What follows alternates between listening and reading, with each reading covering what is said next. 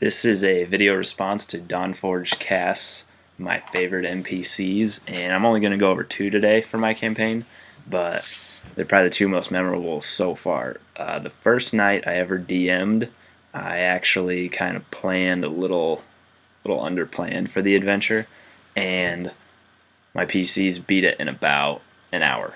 We'd set aside about 4 or 5 hours to play. So, needless to say, the rest of the night was completely improv.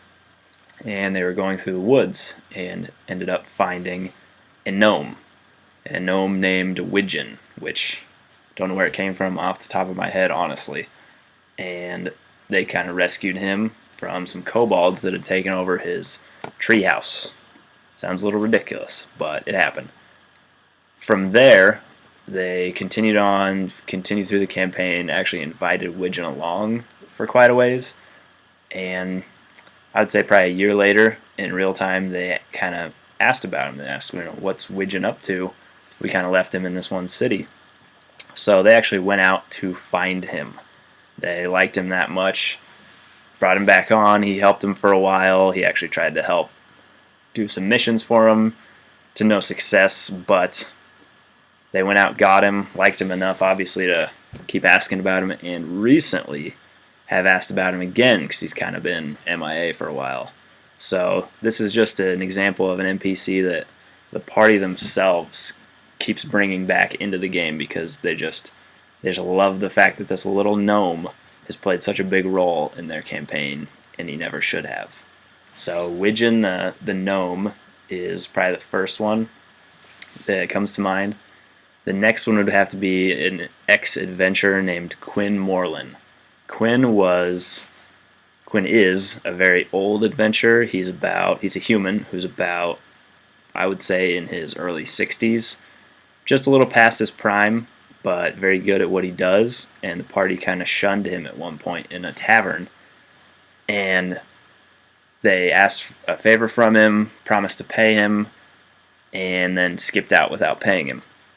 Well, he was a little angry about that. He's not one to put up with a lot of shit, and he's not ready to admit that he's past his prime. So he followed them, successfully stole their bag of holding, and left a note.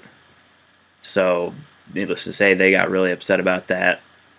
After they finished the adventure they were on, they actually set out to find him. And they traced him to this little town.